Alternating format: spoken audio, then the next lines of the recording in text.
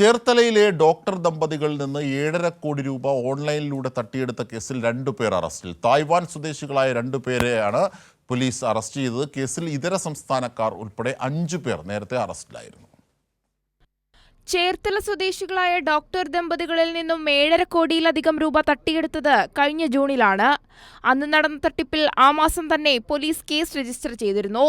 കോഴിക്കോട് സ്വദേശികളായ മുഹമ്മദ് അനസ്, പ്രവീഷ്, അബ്ദുൾ സമദ് എന്നിവരെ ആദ്യം അറസ്റ്റ് ചെയ്തു. ഇവർ നൽകിയ വിവരത്തിന്റെ അടിസ്ഥാനത്തിൽ ഇതര സംസ്ഥാനക്കാരായ ഭഗവാൻ റാമിനെയും പിന്നാലെ നിർമ്മൽ ജെയിനെയും പിടികൂടി.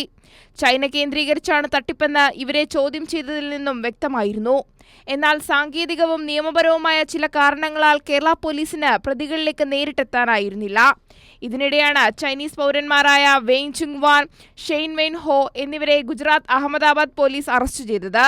റിമാൻഡിലായിരുന്ന പ്രതികളെ കേരള പോലീസ് കസ്റ്റഡിയിൽ വാങ്ങി ട്രെയിൻ മാർഗം ആലപ്പുഴയിലെത്തിച്ചു. പ്രതികളെ നാളെ ചേർത്തല കോടതിയിൽ ഹാജരാക്കും. സംസ്ഥാനത്തെ ഏറ്റവും വലിയ ഓൺലൈൻ തട്ടിപ്പ് കേസിൽ വിദേശ പൗരന്മാർ അറസ്റ്റിലാകുന്നത് ഇതാദ്യമായാണ്. ക്രൈംബ്രാഞ്ചിന്റെയും സൈബർ പോലീസിന്റെയും അന്വേഷണ മികവാണ് പ്രതികളിലേക്ക് എത്താൻ സഹായകരമായത്. സൈബർ ക്രൈമുകളിലും കേരള പോലീസ് തങ്ങളുടെ അന്വേഷണ മികവ് തെളിയിച്ചിരിക്കുകയാണ്. കൈരളി ന്യൂസ്, ആലപ്പുഴ.